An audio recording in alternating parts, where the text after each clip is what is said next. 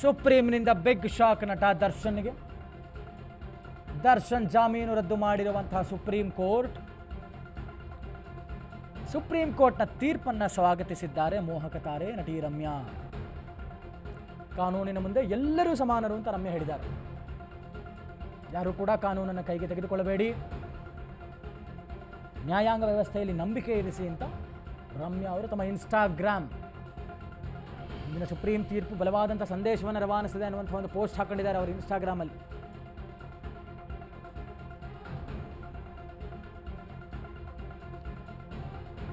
ರಮ್ಯಾ ಅವರು ಒಂದಷ್ಟು ಟೀಕೆಗೆ ಗುರಿಯಾಗಿದ್ದರು. ಡೀಟೇಲ್ಸ್ ಕೊಡ್ತಾ ಹೋಗ್ತಾರೆ ನಮ್ಮ ಪ್ರತಿನಿಧಿ. ಡೆಸ್ಕ್ನಿಂದ ನೇರ ಸಂಪರ್ಕದಲ್ಲಿ ಏನಾಗ್ತಾ ಇದ್ದಾರೆ ಅರುಣ್. ನಟ ದರ್ಶನ್ ಅವರ ಒಂದು ರೀತಿಯಲ್ಲಿ ಇದೊಂದು ರೀತಿ ಸುಪ್ರೀಂನ ಒಂದು ದೊಡ್ಡ ತೀರ್ಪು ಅಂತಲೇ ಹೇಳಬಹುದು. ಜೊತೆಗೆ ಇದನ್ನು ಸ್ವಾಗತಿಸುವಂತಹ ಒಂದು ಬಳಗ ಆದರೆ ಇದನ್ನು ಅರಗಿಸ್ಕೊಳ್ಳೋದಕ್ಕೆ ಕಷ್ಟ ಅನ್ನುವಂಥದ್ದು ಇನ್ನೊಂದು ಬಳಗ ಆಗಿದೆ. ಸದ್ಯಕ್ಕೆ ನಟಿ ರಮ್ಯಾ ಅಂದರೆ ಅವರು ಈ ರೇಣುಕಾ ಸ್ವಾಮಿ ಕುಟುಂಬದ ಪರ ಧ್ವನಿಯನ್ನು ಎತ್ತಿದ್ರು, ಪೋಸ್ಟ್ ಮಾಡಿ ಅವರು ಕೂಡ ಟೀಕೆಗೆ ಗುರಿಯಾಗಿದ್ದರು. ಇದೀಗ ಅವರು ಕೂಡ ಈ ಒಂದು ತೀರ್ಪನ್ನು ಸ್ವಾಗತಿಸಿದ್ದಾರೆ. ಮೇಲಾಗಿ ಮತ್ತೆ ನಟ ದರ್ಶನ್ ಅವರು ಬಿ ದಯಾನಂದನಿದ್ದಾರಲ್ಲ, ಈ ಹಿಂದೆ ಅವರನ್ನು ಅರೆಸ್ಟ್ ಮಾಡೋದಕ್ಕೆ ಮುಲಾಜಿಲ್ಲದೆ ಆದೇಶವನ್ನು ಹೊರಡಿಸಿದ್ದಂತೆ ಅವರ ಕೆಳಗೆ ದಾಸ ಇವಾಗ ಮತ್ತೆ ಜೈಲುವಾಸವನ್ನು ಅನುಭವಿಸಬೇಕಾಗಿದೆ. ಏನಾಗ್ತಾ ಇದೆ ಅನ್ನುವಂಥ ಡೀಟೇಲ್ಸ್ ಕೊಡೋದಾದರೆ ಖಂಡಿತ ಸಂತೋಷ. ಯಾಕಂದರೆ ಜುಲೈ 24ನೇ ತಾರೀಕು ಇದು ಸುಪ್ರೀಂ ಕೋರ್ಟ್ನ ಒಂದು ಸುಪ್ರೀಂ ಕೋರ್ಟಲ್ಲಿ ನಡೆದಂಥ ಒಂದು ವಾದ ಪ್ರತಿವಾದವನ್ನು ರಮ್ಯಾ ಅವರು ಪೋಸ್ಟನ್ನು ಮಾಡಿದರು. ಸೊ ಆ ಒಂದು ಪೋಸ್ಟ್ಗೆ ಕೆಲವೊಂದಷ್ಟು ಜನ ದರ್ಶನ್ ಪರ ಅಭಿಮಾನಿಗಳು ಒಂದು ಕೆಟ್ಟದಾಗಿ ಪೋಸ್ಟನ್ನು ಮಾಡಿದರು ಮತ್ತು ಅಶ್ಲೀಲವಾಗಿ ಮೆಸೇಜನ್ನು ಮಾಡಿದರು.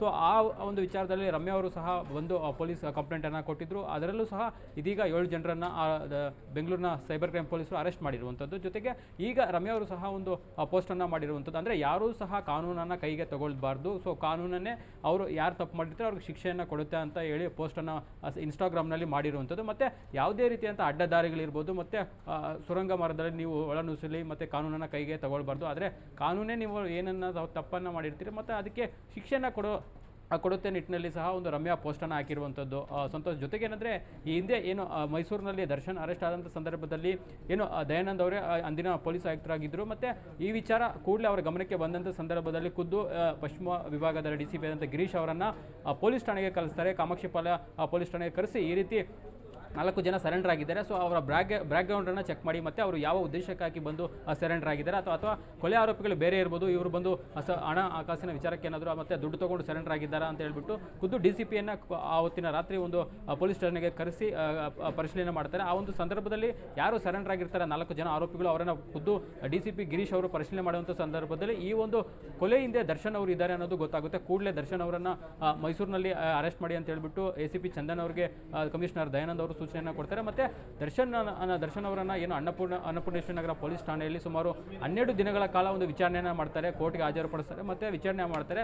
ಸೊ ಆ ನಂತರ ಪ್ರತಿದಿನವೂ ಸಹ ದಯಾನಂದ್ ಅವರು ಅನ್ನಪೂರ್ಣೇಶ್ವರಿ ನಗರ ಪೊಲೀಸ್ ಠಾಣೆಗೆ ಹೋಗಿ ಭೇಟಿ ಕೊಟ್ಟು ಮತ್ತು ತನಿಖೆಯನ್ನು ಯಾವ ರೀತಿ ಮಾಡಬೇಕು ಮತ್ತು ಯಾವ ರೀತಿ ಆರೋಪಿಗಳ ಸ್ಟೇಟ್ಮೆಂಟನ್ನು ಪಡ್ಕೋಬೇಕು ಮತ್ತು ಸಾಕ್ಷಿಗಳ ಸ್ಟೇಟ್ಮೆಂಟನ್ನು ಯಾವ ರೀತಿ ಪಡಬೇಕು ಮತ್ತು ಮಾಜರ್ ಯಾವ ರೀತಿ ಮಾಡಬೇಕು ಮತ್ತು ಈ ಒಂದು ಪ್ರಕರಣದಲ್ಲಿ ಚಾರ್ಜ್ ಶೀಟನ್ನು ಯಾವ ರೀತಿ ಸಲ್ಲಿಕೆ ಮಾಡಬೇಕು ಅಂತ ಹೇಳ್ಬಿಟ್ಟು ದರ್ಶನ್ ಅವರು ಖುದ್ದು ಬೆಳಗ್ಗೆ 9 ಗಂಟೆಗೆ ಹೋಗ್ತಾಯಿದ್ರು, 12 ಗಂಟೆ ತನಕ ಅಧಿಕಾರಿಗಳಿಗೆ ಸಭೆಯನ್ನು ಮಾಡ್ತಾಯಿದ್ರು, ಆ ನಂತರ ಪ್ರೊಸೀಜರನ್ನು ಮಾಡ್ತಾಯಿದ್ರು. ಸೊ ಇದೀಗ ದರ್ಶನ್ ಅವರು ಕಾರ್ಯಗೃಹದ ADGP ಆಗಿ ಒಂದು ಮೊನ್ನೆ ನೇಮಕ ಆಗಿರೋದ್ರಿಂದ ಇದೀಗ ಮತ್ತೆ ಏನಾದರೂ ದರ್ಶನ್ ಅವರು ಜೈಲಿಗೆ ಹೋದರೆ, ಅಂದರೆ ಈಗಾಗಲೇ ಸುಪ್ರೀಂ ಕೋರ್ಟ್ ಹೇಳಿದೆ ದರ್ಶನ್ ಅವರು ಮತ್ತೆ ಪರಪ್ಪನಗರ ಜೈಲಿಗೆ ಹೋಗಬೇಕಂತ ಹೇಳಿಬಿದ್ರು. ಸೊ ಆ ನಿಟ್ಟಿನಲ್ಲಿ ದರ್ಶನ್ ಅವರು ಜೈಲಿಗೆ ಪರಪ್ಪನ ಅಗ್ರಹಾರ ಜೈಲಿಗೆ ಏನಾದರೂ ಹೋದರೆ ಅಲ್ಲೂ ಸಹ ದರ್ಶನ್ ಅವರಿಗೆ ಒಂದು ರೀತಿ ದರ್ಶನ್ ಅವರ ದಯಾನಂದ್ ಅವರ ಕೈ ಕೆಳಗಡೆನೇ ಇರಬೇಕಾಗುತ್ತೆ. ಮತ್ತು ದಯಾನಂದ್ ಏನು ರೂಲ್ಸ್ ಇರುತ್ತೆ ಅಂದರೆ ಈಗಾಗಲೇ ಕರ್ನಾಟಕ ಏನು ಜೈಲ್ ಮ್ಯಾನ್ಯುವಲ್ ಪ್ರಕಾರ ಏನೆಲ್ಲ ರೂಲ್ಸ್ ಇರುತ್ತೆ ಸೊ ಅದನ್ನೆಲ್ಲವನ್ನೂ ಸಹ ಫಾಲೋ ಮಾಡಬೇಕಾಗುತ್ತೆ. ಮತ್ತು ಯಾವುದೇ ರೀತಿಯಾದಂಥ VIP ಟ್ರೀಟ್ಮೆಂಟ್ ಇರಲ್ಲ. ಯಾಕಂದರೆ ಪ್ರಾರಂಭದಲ್ಲಿ ದರ್ಶನ್ ಪರ ವಕೀಲರು ನಮಗೆ ಮನೆ ಊಟ ಬೇಕು ಅಂತ ಹೇಳ್ಬಿಟ್ಟು ಸಹ ಒಂದು ಸುಪ್ರೀಂ ಹೈಕೋರ್ಟ್ಗೆ ಅರ್ಜಿಯನ್ನು ಹಾಕಿದ್ರು. ಯಾಕಂದರೆ ಜೈಲಿನಲ್ಲಿ ಕೊಡುವಂತಹ ಏನು ಊಟ ಏನಿದೆ ಸೊ ಅದು ಪೌಷ್ಟಿಕಾಂಶದಿಂದ ಕೂಡಿಲ್ಲ, ಹಾಗಾಗಿ ನಾನು ಜಿಮ್ಮಲ್ಲಿ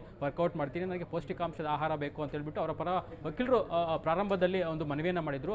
ಆದರೆ ಯಾವುದೇ ರೀತಿಯಾದಂಥ ಒಂದು ಹೈಕೋರ್ಟ್ ಅವತ್ತು ನಾಗಪ್ರಸನ್ನ ಪೀಠ ಯಾವುದೇ ರೀತಿಯಾದಂಥ ಒಂದು ಆದೇಶವನ್ನು ಮಾಡಿಲ್ಲ. ಯಾಕಂದರೆ ಎಲ್ಲ ಆರೋಪಿಗಳಿಗೂ ಮತ್ತು ಯಾರ್ಯಾರು ಜೈಲಲ್ಲಿ ಇರ್ತಾರೆ ಎಲ್ಲರಿಗೂ ಸಹ ಒಂದೇ ಕಾನೂನು ಮತ್ತು ಒಂದೇ ರೀತಿಯಾದ ಊಟವನ್ನು ಕೊಡಬೇಕು ಅಂತ ಆದೇಶವನ್ನು ಮಾಡಿತ್ತು. ಸೊ ಈಗಲೂ ಸಹ ದರ್ಶನ್ ಏನಾದರೂ ಒಂದು ವೇಳೆ ನನಗೆ ಆ ರೀತಿ ಸ್ಪೆಷಲ್ ಟ್ರೀಟ್ಮೆಂಟ್ ಬೇಕು ಮತ್ತು ಮನೆ ಊಟ ಬೇಕು ಮತ್ತು ನನಗೆ ಪೌಷ್ಟಿಕಾಂಶದ ಊಟ ಬೇಕು ಅಂತ ಏನಾದರೂ ಕೇಳಿದ್ರೆ ಯಾವುದೇ ಕಾರಣಕ್ಕೂ ಕೊಡೋಕ್ಕೆ ಆಗಲ್ಲ. ಯಾಕಂದರೆ ದಯಾನಂದ್ ಅವರು ಇರ್ತಾರೆ, ದಯಾನಂದ್ ಕಡಕ್ಕೆ ಮತ್ತು ಸ್ಟ್ರಿಕ್ಟ್ ಆಫೀಸರು ಆವತ್ತು ದರ್ಶನ್ ಅವರು ಈ ಒಂದು ಪ್ರಕರಣದಲ್ಲಿ ಭಾಗಿಯಾಗಿದ್ದಾರೆ ಅಂತ ಗೊತ್ತಾದ ತಕ್ಷಣ ಕೂಡಲೇ ಮೈಸೂರಿಗೆ ಕಳಿಸಿ ಪೊಲೀಸರ ಮೂಲಕ ಅರೆಸ್ಟ್ ಮಾಡ್ಕೊಬಂದು ಬೆಂಗಳೂರಿಗೆ ಕರ್ಕೊಬಂದಿದ್ರು. ಸೊ ಇದೀಗ ಇವತ್ತು ದರ್ಶನ್ ಅವರು ಏನು ಕಾರ್ಯಗೃಹದ ADGP ಯಾರಿದ್ದಾರೆ ದಯಾನಂದ್ ಅವ್ರ ಕೆಳಗಡೆ ಇರಬೇಕಾಗುತ್ತೆ. ಮತ್ತು ದರ್ಶನ್ ಅವರ ಒಂದು ಸಿಚುವೇಶನ್ ಮತ್ತು ದರ್ಶನ್ ಅವರ ಏನೆಲ್ಲ ಜೈಲಲ್ಲಿ ಮಾಡ್ತಾರೆ ಅಂತ ಹೇಳ್ಬಿಟ್ಟು ಖುದ್ದು ಏನು ದಯಾನಂದ್ ಅವರು ಸಹ ಒಂದು ಕಂಡಿಟ್ಟಿರ್ತಾರೆ. ಯಾಕಂದರೆ ಈಗಾಗಲೇ ಸುಪ್ರೀಂ ಕೋರ್ಟ್ ಹೇಳಿದೆ ಈ ಒಂದು ಪ್ರಕರಣದ ತೀರ್ಪು ಏನಿದೆ, ಈ ಒಂದು ಪ್ರಕರಣದ ತೀರ್ಪು ಒಂದು ಇಡೀ ಇಂಡಿಯಾದಲ್ಲೇ ಲ್ಯಾಂಡ್ ಮಾರ್ಕು ಮತ್ತು ದೇಶದಲ್ಲೇ ಲ್ಯಾಂಡ್ ಮಾರ್ಕು.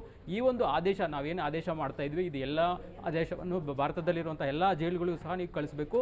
ಅದೇ ರೀತಿಯಂಥ ಜೈಲುಗಳಲ್ಲಿ ಎಲ್ಲ ಆರೋಪಿಗಳಿಗೂ ಒಂದೇ ರೀತಿ ಟ್ರೀಟ್ಮೆಂಟನ್ನು ಕೊಡಬೇಕು. ಯಾವುದೇ ರೀತಿಯಾದಂಥ VIP ಟ್ರೀಟ್ಮೆಂಟ್ ಇರ್ಬೋದು, ಮತ್ತು ದರ್ಶನ್ ಅವರು ಕೈಯಲ್ಲಿ ಸಿಗರೇಟ್ ಹಿಡ್ಕೊಂಡು ಕೂತ್ಕೊಳ್ಳಿರ್ಬೋದು, ಮತ್ತು ಚೇರ್ ಕೊಡೋದಿರ್ಬೋದು, ಮತ್ತು ಅವ್ರಿಗೆ ಟೀ ಸಪ್ಲೈ ಮಾಡೋದಿರ್ಬೋದು, ಬೇರೆ ಆರೋಪಿಗಳಿಗೆ ಜೊತೆ ಕೂತ್ಕೊಂಡು ಹರಟೆ ಹೊಡೆಯೋದು, ಅದು ಯಾವುದಕ್ಕೂ ಸಹ ಅವಕಾಶ ಕೊಡಬಾರ್ದು. ಈ ಒಂದು ತೀರ್ಪೇನು ನಾವು ಆದೇಶವನ್ನು ಮಾಡ್ತಾ ಇದ್ದೀವಿ ಆ ಒಂದು ಆದೇಶವನ್ನು ಕರ್ನಾಟಕ ಸೇರಿ ಎಲ್ಲ ರಾಜ್ಯದ ಜೈಲುಗಳಿಗೂ ಮತ್ತು ಜೈಲು ಅಧಿಕಾರಿಗಳಿಗೂ ಕಳಿಸಬೇಕು. ಒಂದು ವೇಳೆ ಏನಾದರೂ ನೀವು ಈಗ ಏನಾದರೂ ಇದೇ ರೀತಿ ಮತ್ತೆ ಉಲ್ಲಂಘನೆ ಮಾಡಿದ್ರೆ ನಾವು ಇಡೀ ಗೃಹ ಇಲಾಖೆಯಿಂದ ಹಿಡಿದು ಎಲ್ಲ ಕಮಿಷನರ್ವರೆಗೂ ಸಹ ನಾವು ಎಲ್ಲರೂ ಸುಪ್ರೀಂ ಕೋರ್ಟ್ನಲ್ಲಿ ಕರೆಸಿ ನಿಲ್ಲಿಸ್ತೀವಿ ಅಂತ ಮಾತನ್ನು ಹೇಳಿರೋದು. ಸೊ ಆ ನಿಟ್ಟಿನಲ್ಲಿ ಇದೀಗ ದಯಾನಂದ್ ಅವರು ಸಹ ಅಲರ್ಟ್ ಆಗ್ತಾರೆ. ಮತ್ತು ಜೈಲಿನಲ್ಲಿ ದರ್ಶನ್ಗೆ ಯಾವ ರೀತಿ ಇರಬೇಕು ಮತ್ತು ಏನು ಅದು ಮತ್ತು ಯಾವೆಲ್ಲ ಅಧಿಕಾರಿಗಳ ಮೇಲೆ ನಿಗಾ ಇಡಬೇಕು. ಯಾಕಂದರೆ ಕಳೆದ ಬಾರಿ ದರ್ಶನ್ಗೆ VIP ಟ್ರೀಟ್ಮೆಂಟ್ ಕೊಟ್ಟಂಥ ಕೆಲವೊಂದಷ್ಟು ಅಧಿಕಾರಿಗಳನ್ನ ಸಸ್ಪೆಂಡ್ ಮಾಡಿದರು. ಮತ್ತು ಯಾರ್ಯಾರು ಈ ಒಂದು ವಿಚಾರದಲ್ಲಿ ಭಾಗಿಯಾಗಿದ್ದರು ಅನ್ನೋದು ಸಹ ಅಂದಿನ ಅವರ ವಿರುದ್ಧನೂ ಸಹ ಇಲಾಖೆ ತನಿಖೆಗೆ ಆದೇಶ ಮಾಡಲಾಗಿತ್ತು. ಈಗ ದರ್ಶನ್ ಅವರು ಈಗ ಜೈಲಿಗೆ ಹೋಗ್ತಾ ಇರೋದ್ರಿಂದ ಮತ್ತಷ್ಟು ಬಿಗಿ ಆಗ್ತಾರೆ. ಮತ್ತು ಮತ್ತಷ್ಟು ಯಾರಾದರೂ ಸ್ಟ್ರಿಕ್ಟ್ ಆಫೀಸರ್ಸ್ನ ಅಲ್ಲಿಗೆ ಹಾಕೋಕ್ಕೆ ದಯಾನಂದ್ ಅವರು ಪ್ಲಾನನ್ನು ಮಾಡ್ತಾರೆ. ಮತ್ತು ಯಾವುದೇ ದರ್ಶನ್ ಜೈಲಿನಲ್ಲಿ ಇದ್ದಂಥ ಸಂದರ್ಭದಲ್ಲಿ ಅವರ ಪರವಾಗಿ ಏನು ವಕೀಲರು ಸಹ ಭೇಟಿ ಆಗ್ತಾ ಇದ್ರು. ಮತ್ತು ದರ್ಶನ್ ನೋಡೋಕ್ಕೆ ಸಿನಿ ನಟರು ಸಹ ಬರ್ತಾ ಇದ್ರು. ಸೊ ಅಂಥ ಅವಕಾಶ ಈಗ ಯಾವುದೂ ಸಹ ಇರೋದಿಲ್ಲ. ಯಾಕಂದರೆ ಸಾಮಾನ್ಯ ಕೈದಿಗಳಿಗೆ ಏನು ಒಂದು ಮ್ಯಾನ್ಯುವಲ್ ಇರುತ್ತೆ ಮತ್ತು ರೂಲ್ಸ್ ಏನಿರುತ್ತೆ ಅದೇ ರೂಲ್ಸು ಇದೀಗ ದರ್ಶನ್ ಆ್ಯಂಡ್ ಗ್ಯಾಂಗ್ಗೆ ಜೈಲಲ್ಲಿ ಇರುವಂಥದ್ದು. ಸಂತೋಷ್, ಬಿ ದಯಾನಂದ್ ಅವರು ಬಹಳ ಸ್ಟ್ರಿಕ್ಟ್ ಆಫೀಸರ್ ಅಂತ. ಹೀಗಾಗಿ ಬಿ ದಯಾನಂದ್ ಅವರು ಈ ಹಿಂದೆ ಕೂಡ ಮುಲಾಜಿಲ್ಲದೆ ಅದು ಯಾರೇ ಆಗಿರಲಿ ಅರೆಸ್ಟ್ ಮಾಡಿ ಅನ್ನುವಂಥ ಆದೇಶವನ್ನು ಕೊಟ್ಟಿದ್ದರು. ಜೊತೆಗೆ ಈಗ ಮತ್ತೆ ಅವರೇ ಕೂಡ ಜೈಲಧಿಕಾರಿಗಳಾಗಿದ್ದಾರೆ, ಮುಖ್ಯಸ್ಥರು. ಒಂದು ರೀತಿಯಲ್ಲಿ ಬಿಗಿ ಭದ್ರತೆ ವ್ಯವಸ್ಥೆ ಮಾಡಿ ಮೊದಲೇ ಸುಪ್ರೀಂ ಹೇಳಿದೆ ಯಾವುದೇ ರಾಜಾತಿಥ್ಯ ಕೊಡಬಾರ್ದು ಅಂತ. ಹೀಗಾಗಿ ಏನಾಗ್ಬೋದು ದರ್ಶನ್ ಪರಿಸ್ಥಿತಿ ಇದೆ ಜೈಲಿನಲ್ಲಿ ಅಂತ?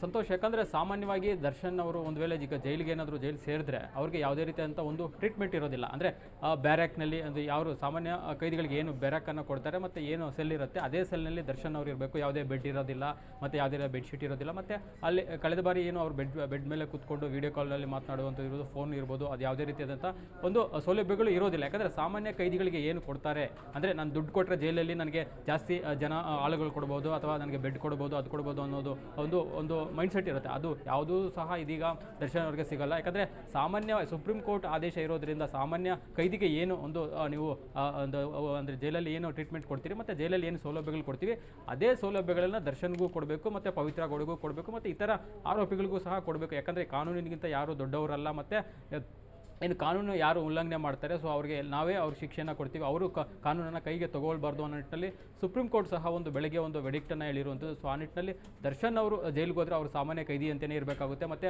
ಅವರನ್ನು ಏನು ಬೆಳಗ್ಗೆ ಮತ್ತು ಸಂಜೆ ಮೀಟ್ ಮಾಡೋಕ್ಕೆ ಸಿನಿ ರಂಗದ ತಾರೆ ಬರ್ತಾರೆ, ಅವ್ರನ್ನ ಬಿಡಬೇಕು ಅನ್ನೋ ನಿಟ್ಟಿನಲ್ಲಿ ಯಾವುದೇ ರೀತಿಯಾದಂಥ ಒಂದು ಆದೇಶಗಳು ಇರೋದಿಲ್ಲ ಮತ್ತು ಅವ್ರನ್ನ ಬಿಡಬೇಕು ಅಂತಲೂ ಸಹ ಎಲ್ಲೂ ಸಹ ಹೇಳಿಲ್ಲ. ಹಾಗಾಗಿ ಮತ್ತಷ್ಟು ದಯಾನಂದ್ ಅವರು ಬಿಗಿಯನ್ನು ಮಾಡ್ತಾರೆ. ಅವ್ರಿಗೆ ಒಂದು ಯಾಕಂದರೆ ಈ ಪ್ರಕರಣದಲ್ಲಿ ಒಂದು ಈಗಾಗಲೇ ಸುಪ್ರೀಂ ಕೋರ್ಟ್ ಹೇಳಿರೋದ್ರಿಂದ ಮತ್ತು ರಾಜ್ಯ ಸರ್ಕಾರಕ್ಕೆ ಮತ್ತು ಪೊಲೀಸರಿಗೂ ಸಹ ಇದು ಈ ಒಂದು ಪ್ರಕರಣ ಬಲ ತಂದಿರೋದ್ರಿಂದ ಯಾವುದೇ ರೀತಿಯಾದಂಥ ಒಂದು ವಿಶೇಷ ಸೌಲಭ್ಯ ಕೊಡೋಕ್ಕೆ ಯಾರೂ ಸಹ ಮುಂದಾಗಲ್ಲ. ಮತ್ತು ಜೈಲಲ್ಲಿ ಹೆಚ್ಚು ಈಗ ಇರುವಂತಹ ಏನು ಜಾಮರ್ಸ್ ಏನಿರುತ್ತೆ ಅದನ್ನು ಹೆಚ್ಚು ಮಾಡ್ತಾರೆ, ಅದರ ಫ್ರೀಕ್ವೆನ್ಸಿ ಏನೋ ಹೆಚ್ಚು ಮಾಡ್ತಾರೆ. ಯಾರಿಗೂ ಸಹ ಟೆಲಿಫೋನಿಕ್ ಫೋನ್ ಮಾತಾಡೋದಿರ್ಬೋದು ಮತ್ತು ಬೇರೆ ಬೇರೆ ವ್ಯವಸ್ಥೆಗಳಿರ್ಬೋದು ಯಾವುದೂ ಸಹ ಸಿಗಬಾರ್ದು ಅನ್ನೋ ನಿಟ್ಟಿನಲ್ಲಿ ಜಾಮರ್ಗಳನ್ನು ಜಾಸ್ತಿ ಮಾಡ್ತಾರೆ ಮತ್ತು ಭದ್ರತೆಯನ್ನು ಜಾಸ್ತಿ ಮಾಡ್ತಾರೆ. ಈ ಒಂದು 7 ಜನ ಆರೋಪಿಗಳು ಯಾರಿದ್ದಾರೆ ಸೊ ಅವರನ್ನು ಭೇಟಿ ಮಾಡೋಕ್ಕೆ ಪದೇ ಪದೇ ಯಾರಿಗೂ ಸಹ ಅವಕಾಶವನ್ನು ಕೊಡಲ್ಲ. ಕೇವಲ ಕುಟುಂಬಸ್ಥರು, ಅವ್ರ ತಂದೆ ತಾಯಿ ಇರ್ಬೋದು ಮತ್ತು ಅವ್ರ ಹೆಂಡತಿ ಇರ್ಬೋದು ಮತ್ತು ರಕ್ತ ಸಂಬಂಧಿಗಳು ಯಾರಿರ್ತಾರೆ ಸೊ ಅವ್ರಿಗೆ ಮಾತ್ರ ಅವಕಾಶವನ್ನು ಮಾಡಿಕೊಡುತ್ತೆ. ಅದು ಬಿಟ್ಟು ಬೇರೆ ನನ್ನ ಫ್ರೆಂಡ್ ಇರ್ಬೋದು ಮತ್ತು ನನ್ನ ಬಾಯ್ ಫ್ರೆಂಡ್ ಅಂತ ಏನಾದ್ರು ಬರೋದು ಇರ್ಬೋದು ಮತ್ತು ಕುಟುಂಬಸ್ಥರು ದೂರದ ಸಿನಿ ರಂಗದ ಯಾರಾದರೂ ನಟಿಯರು ಇರ್ಬೋದು ಅವ್ರು ಯಾರಿಗೂ ಸಹ ಅವಕಾಶ ಅಂದರೆ ಅವ್ರ ಭೇಟಿಗೆ ಅವಕಾಶವನ್ನು ಸದ್ಯಕ್ಕೆ ದಯಾನಂದ್ ಅವರು ಕೊಡೋದಿಲ್ಲ ಅನ್ನೋದು ಸದ್ಯಕ್ಕಿರುವಂಥ ಮಾಹಿತಿ. Santosh. Yes, thank you Arun ತಮ್ಮೆಲ್ಲ ಡೀಟೇಲ್ಸ್ಗಾಗಿ.